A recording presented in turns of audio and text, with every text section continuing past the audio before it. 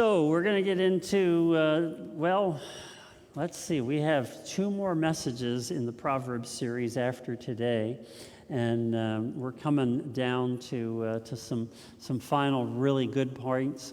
Today we're going to be talking about correction. Okay, correction.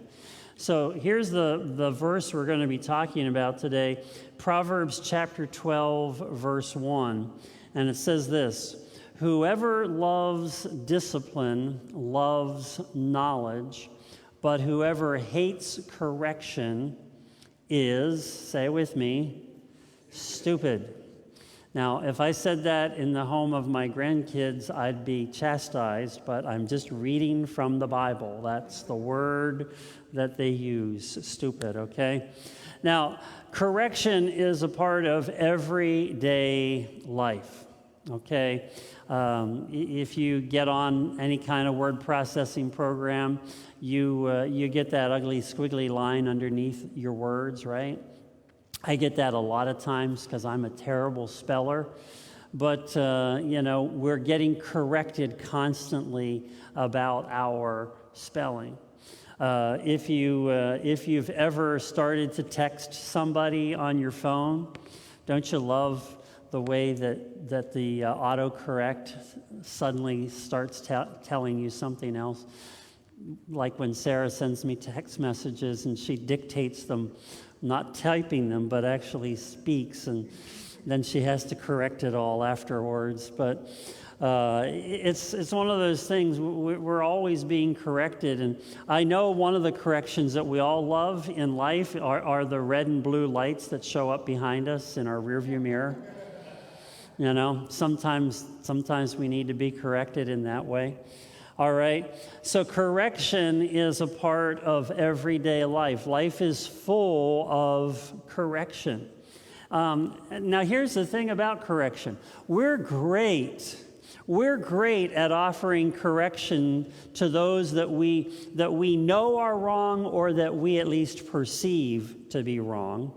But correction is not necessarily something that we like to receive, and especially if it's a speeding ticket, that can be pretty pricey.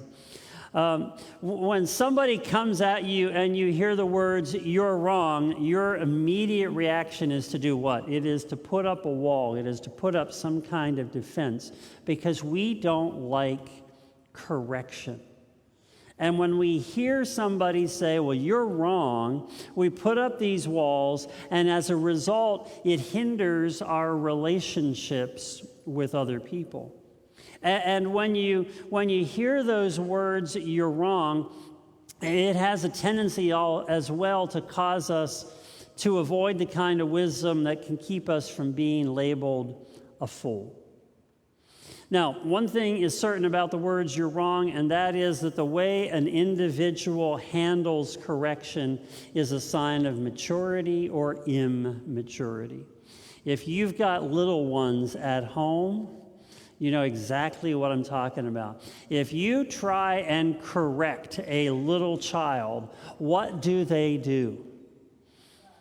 They cry, they scream, they holler, they throw a temper tantrum, because what? We don't like to receive correction.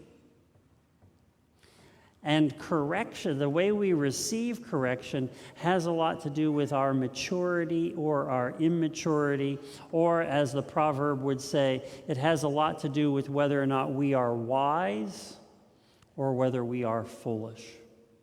So I want you to stop and think about this for a moment. I'm going to come back at the end of the service and ask you the question all over again.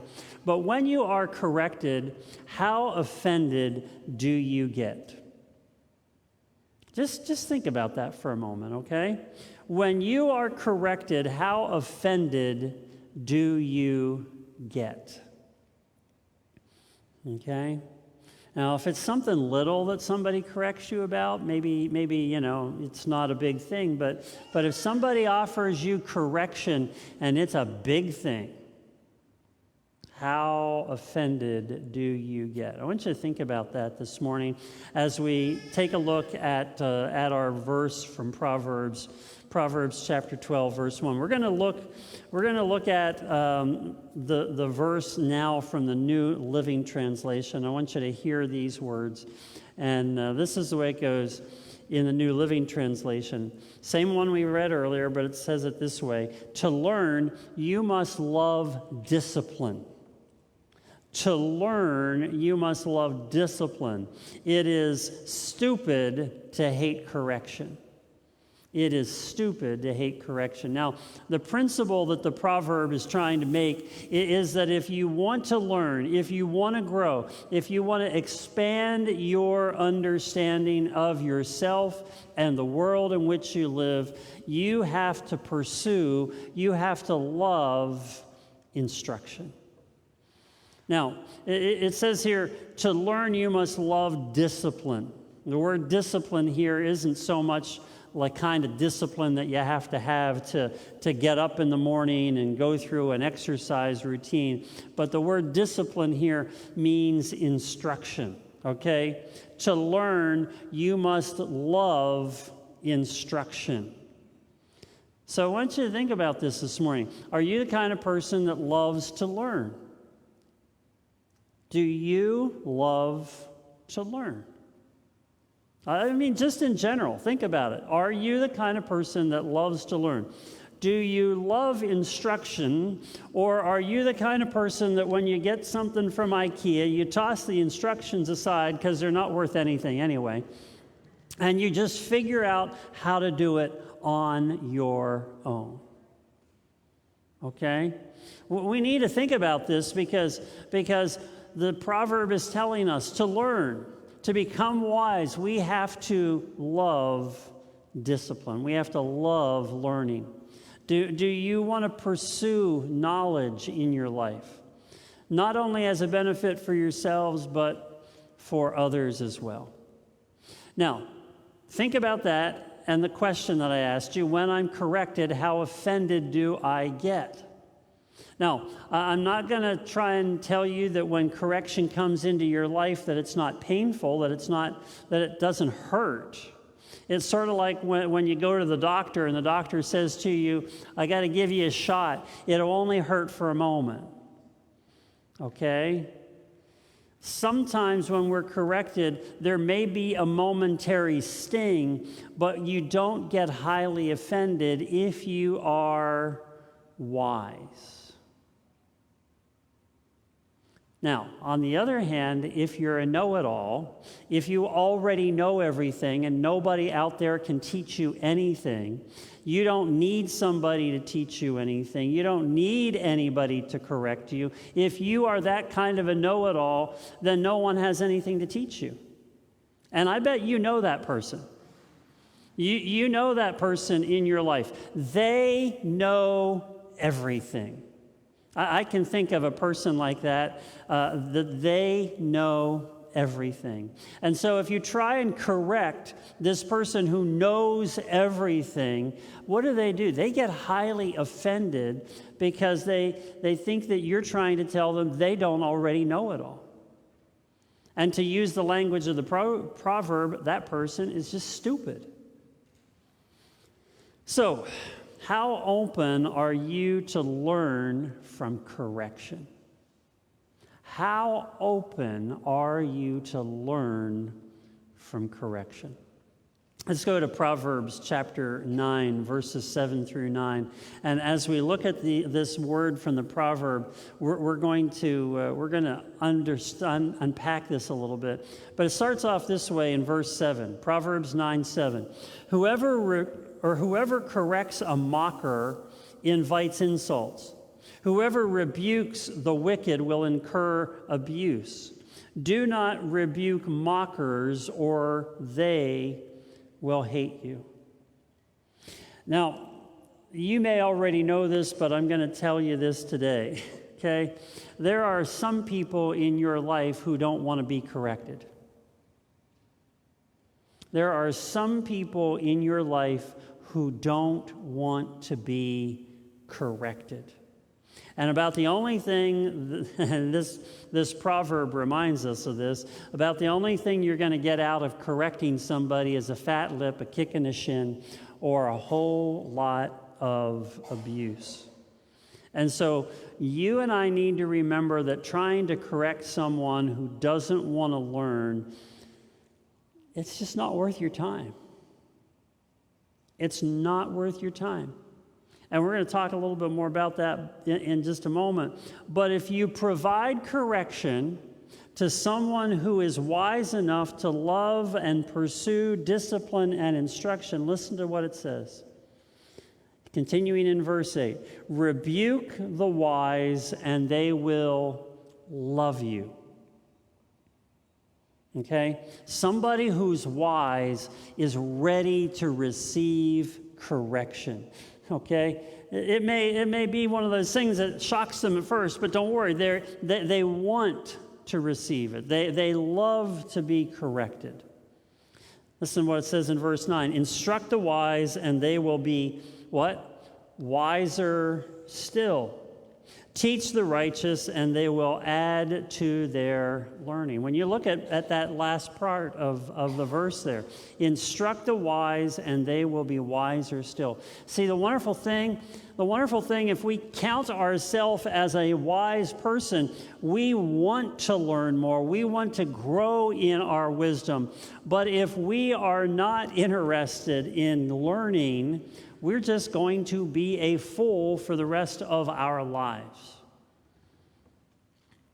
Now, it can be uncomfortable to receive correction. But if you are wise, you receive correction because you know it's for your own good. And it will only go to increase your learning and your discipline, your wisdom. So if you are wise, you're not going to be offended by correction. As I said, it may hurt for a moment, but you receive it as an opportunity to learn. Okay? It may hurt for a moment, but what you do with the hurt is the important part, because correction, and we're going to talk about this at the end of the message today, correction is all about transformation. Now, trying to correct someone who doesn't want to learn isn't worth your time, but I want you to remember this about your time in a relationship. And that is that the time that we spend in a relationship with a person who needs correction is going to lead us to the second point I want you to understand today, and that is this: correction requires relationship. Would you say that with me? Correction requires relationship. Say it one more time. Okay. If I can just get it out here in front of us all right now, okay? Our problem in our world today is that we are trying to correct everybody without having a relationship with people. Okay, just want to get that out in front of everything. I think the biggest problem that we face today is that oftentimes we like to hide in the background of our social media, and we like to try and correct people, okay, without really having a relationship with those people. Okay? Now, let me unpack this whole idea of correction requiring relationship. Think about this. When the Proverbs were written 2,500 years ago, they didn't have this thing called Google, okay? You couldn't 2,500 years ago. You couldn't 20 years ago? Wow. You couldn't just, need some knowledge and type something into a computer and suddenly have an answer. And I think it's important for us to recognize that in this day and age, that the writer of the Proverbs is reminding us that correction comes best in relationship. Because when the Proverbs were written, you didn't learn from something you read online. You read from a person with whom you had a relationship. And it was out of that relationship that you gained wisdom and knowledge. Today, what do? If we want to know the answer to something, if we need some direction, some learning, something like that, what do? We Google it. We don't talk to people, we Google it. And when we Google it, well, you've all heard this before. We oftentimes find ourselves in this echo chamber where the only information we receive back is something that tells us, well, you already know it all. You are already right. You don't need anyone to correct you. What you've chosen is fine. And do you see what happens here? When we get ourselves caught up in that echo chamber that just agrees with whatever it is that we believe, well, we don't worry about somebody correcting us. We don't worry about criticism coming our way, because if somebody tries to correct us or criticize us, what do? We unfollow them, or we slam them back, right? Because that's what we do. Correction, whether it is in the giving or the receiving, requires relationship. And as I said, our problem today is that we're constantly trying to correct other people. And I said this a few weeks ago, because we want to always win. We want to win. So we don't want to receive any correction. And we want to tell other people why they're wrong. Now, look at Proverbs 27:6. This one's been around for a long time, and I think you've all heard this. If you've ever been in a business setting, you've heard this. Wounds from a friend can be trusted, but an enemy multiplies kisses. Okay? I'm going to get real honest here, okay? Wounds from a friend can be trusted, but an enemy kisses your... Okay? Y'all know what I'm saying there? They like to kiss your donkey, okay?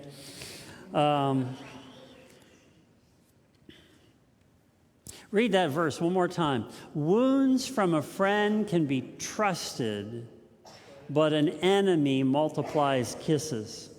This is all about relationship, isn't it? It's all about relationship. Correction from a friend that is meant for good, it can hurt, but it's also instructive for how we are going to continue moving forward. Now, we all like it when people kiss up to us, right?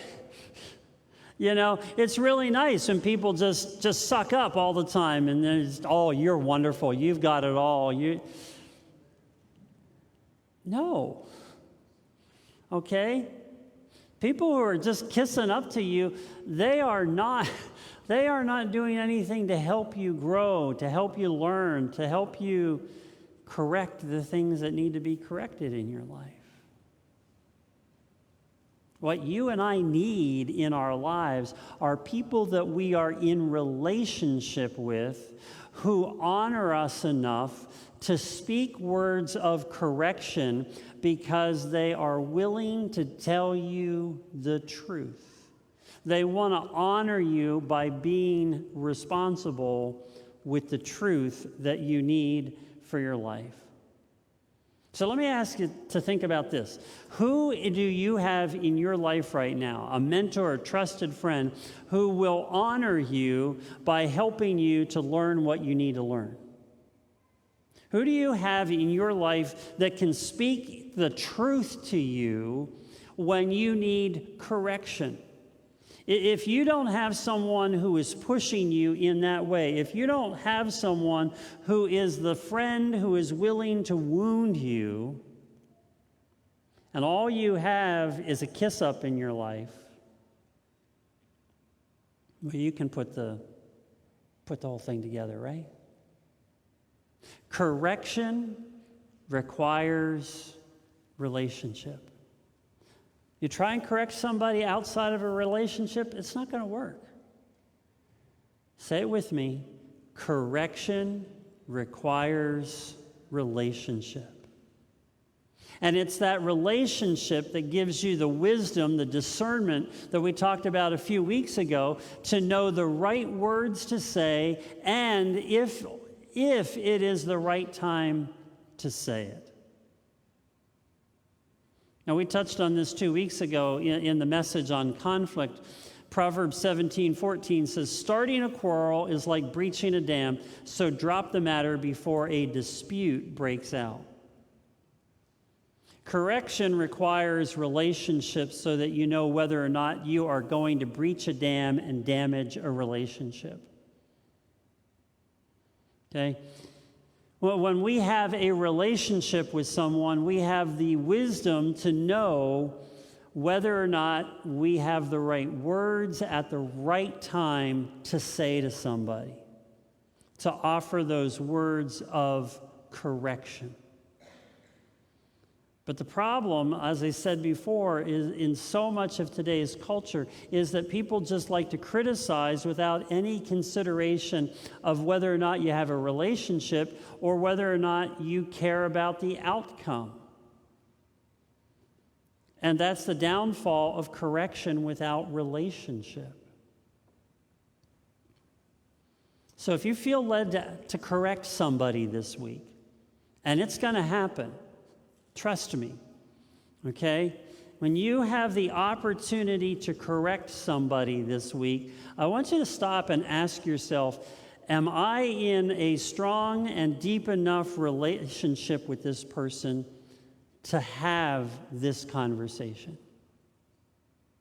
Am I in the kind of relationship that will help me to share the words of correction without breaching a dam, without breaching a relationship? Just think about it. This is very simple. If you don't know the person or if you don't know the whole situation, don't offer correction. Get to know the person and the situation, and at the right time and with the right words, you'll be able to offer correction if that's what's required. So the time that you put into a relationship is going to determine or demonstrate your wisdom. All right. So if you remember nothing else today, remember, correction requires relationship. 3 things to close the service off with this morning. As I said, this whole series on Proverbs, I'm giving you the knowledge. Whether or not the knowledge becomes wisdom is whether or not you apply it in your daily life. So let me give you 3 final reminders today. First of all, it's better to receive correction than it is to give correction. Now, we usually think about it in the way that we think about Christmas. It's better to give than it is to receive. But when it comes to correction in our life, it is far better to give, it is far better to receive correction than it is to give correction. There's a couple proverbs that are listed on your sermon outline. Proverbs 10:17. People who accept discipline, that is learning, are on the pathway to life. But those who ignore correction will go astray. Chapter 13, verse 18. Whoever disregards discipline comes to poverty and shame, but whoever heeds correction is honored. If you listen to constructive criticism, you will be at home among the wise. So, it is always better to receive correction than it is to give correction. So as you go through this week, think about the percentage of correction you're receiving versus the amount of correction that you're giving. Number 2, listen for God's direction that's coming from other people. And I want to qualify this, coming from wise people. Okay?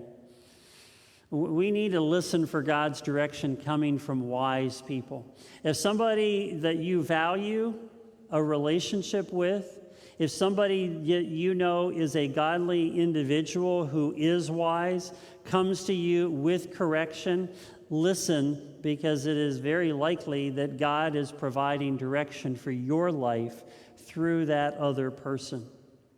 So God uses wise people all the time in our lives to give us wisdom, and the point of it is always to lead us back into our relationship with God.